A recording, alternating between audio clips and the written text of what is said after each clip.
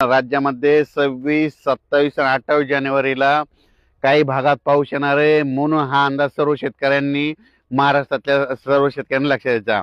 मग राज्यात पाऊस कुठं पडणार आहे?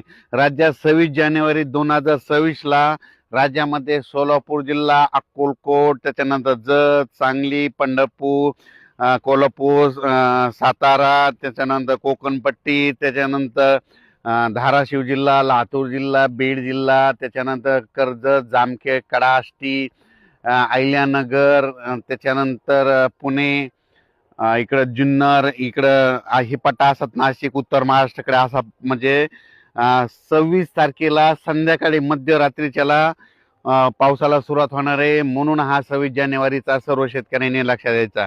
राज्यातल्या सर्व शेतकऱ्याला सांगू इच्छितो की तो पाऊस लगेच 27 तारखेला पुन्हा थोडा पुढं सरकेल, त्याच्यानंतर ते थोडा मराठवाड्याकडे येईल आणि इकडं खामगाव घाटाच्या खाली इकडं नंदुरबार, धुळे, जळगाव तिकडे जाईल, त्याच्यानंतर अकोल्याकडे जाईल, शेगावकडे जाईल, आणि तसा तो पाऊस इकडं पूर्व विदर्भाकडं 28 तारखेला जाईल. पण हे पाऊस सगळीकडे जास्त सर्व जोर नाही पडणार, फक्त काय होणार आहे, काही भागात पडणार आहे, पण पाऊस पडणार आहे.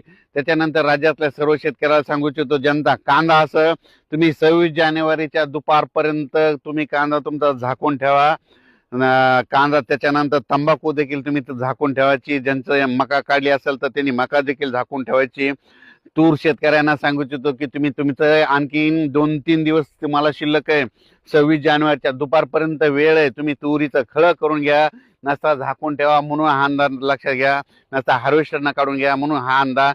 कर्नाटकच्या शेतकऱ्यांनी, महाराष्ट्रातल्या शेतकऱ्यांनी हा अंदाज लक्षात घ्यायचा. कारण की राज्यात खराब वातावरण, मी म्हणलो होतो ना, जानेवारीच्या शेवटच्या आठवड्यात राज्यात खराब वातावरण होणार आहे. अगोदरच मी कल्पना दिली होती. 26, 27, 28 दरम्यान राज्यात पावसाचं वातावरण होईल असं सांगितलं होतं.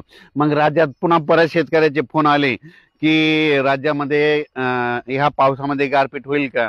तर राज्यातल्या सर्व शेतकऱ्याला सांगू इच्छितो, ह्या 26, 27, 28च्या दरम्यान 27 तारखेला मात्र राज्यात तुरळक ठिकाणी, म्हणजे क्वचित, म्हणजे काही ठिकाणी थोडंफार गारपीट होण्याची शक्यता आहे.